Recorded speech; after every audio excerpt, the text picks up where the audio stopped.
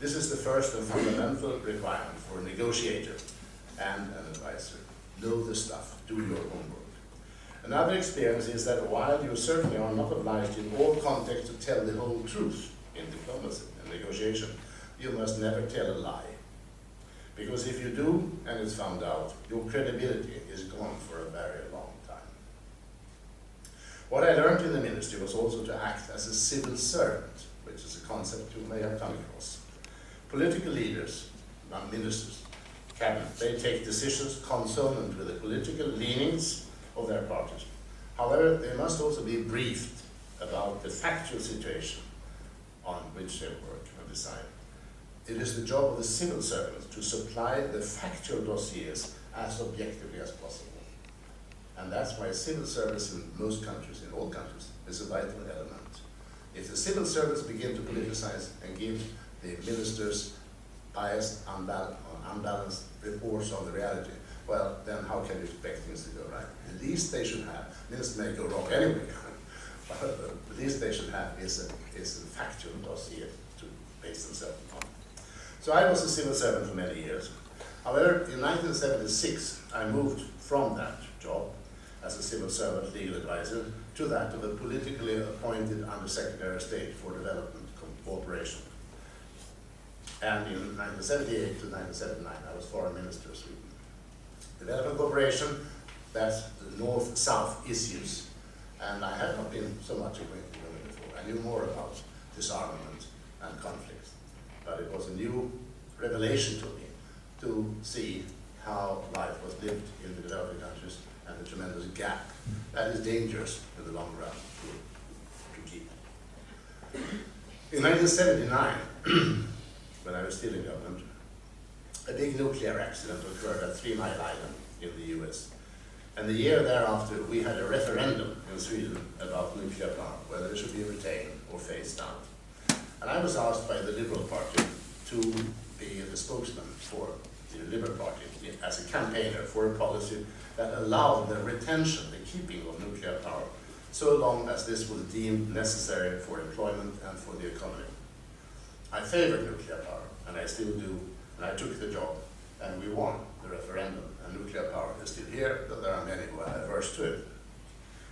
With that experience, thanks so much, that experience in my curriculum vitae, and with experience in foreign affairs and development cooperation, I was elected Director General of the International Atomic Energy Agency, which is located in Vienna, in 1981. And I was re-elected 3 times. So at least the second and third time, they must have known what they did. The first time, perhaps they didn't exactly know. But I served altogether for 16 years in Vienna, which is a wonderful city. Culture, museums, music, good neighbor, not too expensive. It was a big difference to my earlier job as a minister. As a minister, you have 101 political enemies who want to see your blood and want to see you toppled all the time. And even minor thing you do, they will criticize. But as a minister, you are not subordinated to anybody except the Prime Minister and perhaps the chef de protocol of our ministry. As a DG of International Intergovernmental Organization, you have no natural enemies, but you have, on the other hand, 150 employers' governments. And they have conflicting interests, and you must try to harmonize their interests. So they all get at you and suggest you do this or you do that, but you have to find one line for the organization. It requires independence and integrity and honesty, in addition to knowledge of the dossiers and diplomacy, precision in language, and a sense of timing. In politics, some difficult things can be done only at the moment when the climate is right. If you try on another occasion, you fail completely. After the Chernobyl accident in 1989, it became possible to take a lot of international measures to strengthen nuclear safety. I saw a lot of that accident. I was in the helicopter over the Chernobyl site about 10 days after the accident and saw the black smoke coming up from the graphite, the burning graphite. And we took action then to strengthen safety in reactors. Convention about information when accidents have occurred, convention about assistance in case of accident. And after our discoveries in 1991 that Iraq had been able to conceal installations for the enrichment of uranium, we had a chance to strengthen the safeguards, the control system of the IAEA. And we did. And it is a much stronger system today than it was. Not 100% safe, but much stronger than then. After the Fukushima nuclear accident in 2010, again, new measures were worked out for a more global supervision of safety in nuclear power plants. Nuclear, in my view, is needed. It produces huge amounts of energy without any emission of carbon dioxide that contributes to the global warming. But we must not have big accidents, because then people are put off by it. And we can see how opinions and feelings vary in different countries. I think it will remain, because it is so, it contains so much energy, takes little space. You can transport the fuel for a reactor in northern Russia by plane to the place. If you go by coal, you may need train after train after train to bring it there. And of course, the coal burnt will let out the emissions, the carbon dioxide and other emissions, into the atmosphere.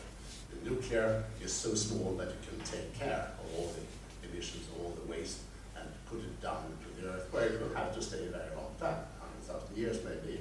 But with the coal and oil, you get heavy metals who have no half-life at all. They remain forever. So I'm on that side. Some of you may be on the other side. I feel I've been extremely lucky in finding career paths and work that I found meaningful to myself and suited to my talents and training. Even though I moved from the strict confines of international law to foreign affairs, disarmament, and international organizations, I have remained all my life in the sphere that I engaged in, that is to say, international affairs. And that's important, that you have some, even though you go into one field, you still have some leeway. You can move in various directions within that sphere, some flexibility. If you start your career by making watches or something, maybe it's very hard to go. Well, maybe some fine mechanics or something, you can go somewhere else. But it's an important factor in the choice of a career and education to allow you some flexibility later in life. You may be attracted to other spheres of work than I was, but you cannot avoid being citizens of a rapidly globalizing world. You must be aware of and help to tackle the huge problems that we can identify already now. And I'm thinking of poverty, environmental threats, peace, and development. So that's half an hour. Thank you.